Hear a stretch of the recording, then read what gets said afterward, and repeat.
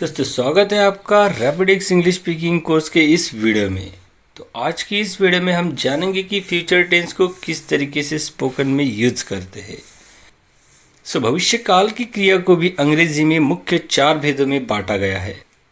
इसे हम एग्जाम्पल के जरिए समझते हैं। Ram will study. Second example है राम विल बी स्टडिंग।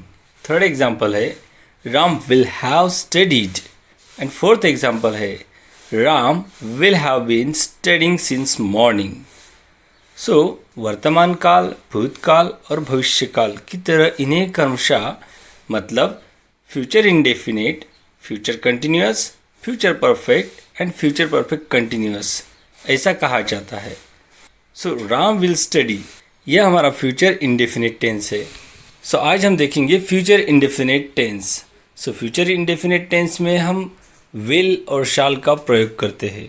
इस टेंस में हम आई, वी, दे, यू आदि के साथ शॉल का प्रयोग करते हैं।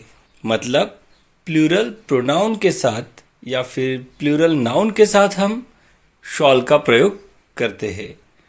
और जो सिंगुलर प्रोनाउन होते हैं जैसे कि ही, शी, इट, इनके साथ हम विल का प्रयोग करते हैं।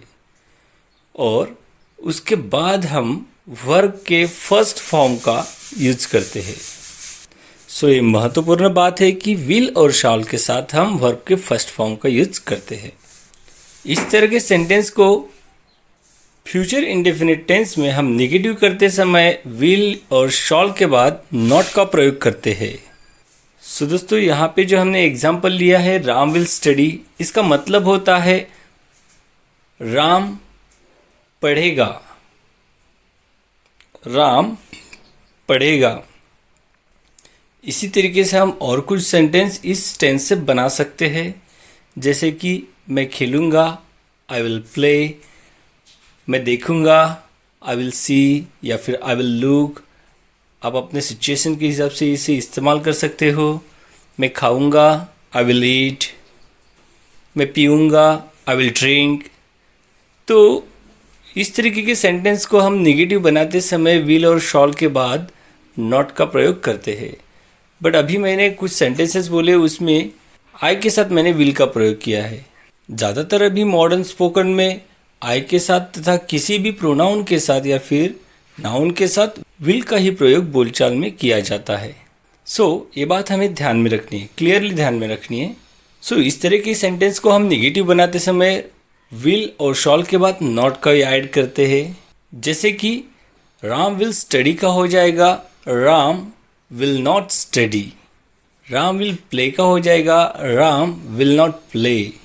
राम विल ईट का हो जाएगा राम विल नॉट ईट। इस तरीके के नेगेटिव सेंटेंसेस हम नॉट को ऐड करते हुए बना सकते हैं। मतलब ये सेंटेंसेस नेगेटिव सेंटेंसेस होते हैं। तो चलिए कुछ इंट्रोगेटिव सेंटेंस बनाते हैं। जैसे कि हमने एग्जाम्पल लिया था राम विल स्टडी, इसका इंट्रोगेटिव करते हुए हम सबसे शुरू में विल का प्रयोग करेंगे और बाकी सेंटेंस एज इट इज़ लिख देंगे। तो ये सेंटेंस हो जाएगा will Ram study. Will Ram study. Ram will study का क्वेश्चन हो जाएगा विल राम स्टडी। इसका मतलब हो जाएगा क्या राम पढ़ाई करेगा। विल राम स्टडी, क्या राम पढ़ाई करेगा। विल राम ड्रिंक, क्या राम पिएगा। विल राम ईट, क्या राम खाएगा। विल आई गो, क्या मैं जाऊंगा। विल ही गो, क्या वो जाएगा। इस तरीके से हम इंट्रोगेटिव सेंटेंसेस इस फ्यूचर इंडेफिनिट टेंस में बना सकते हैं। अब फ्यूचर इंडेफिनिट टेंस में इंट्रोगेटिव नेगेटिव कैसे बनाते हैं वो भी जान लेते हैं। जैसे कि हमने इंट्रोगेटिव सेंटेंस बनाया, उसी सेंटेंस में हम नॉट को ऐड करेंगे। कहाँ करेंगे? सब्जेक्ट के बाद ऐड करेंगे। जैसे राम विल स्टडी का इंट्रोगेटिव हुआ था विल राम स्टडी, और इसको नेगेटिव बनाते हुए हम कहेंगे will Ram not study. Will Ram not study. या फिर इसको हम दूसरे तरीके से भी बना सकते हैं। नॉट को हम डायरेक्टली विल के साथ ऐड कर सकते हैं अपॉस्ट्रोफ लगाते हुए। मतलब सेंटेंस हो जाएगा ओंट राम स्टडी। इस तरीके के सेंटेंस बोलने में बहुत ही फ्लुएंट लगते हैं। ओंट राम स्टडी, क्या राम पढ़ाई नहीं करेगा। वोंट राम स्टडी, ओंट राम ईट, क्या राम नहीं खाएगा? ओंट राम राइट, क्या राम नहीं लिखेगा?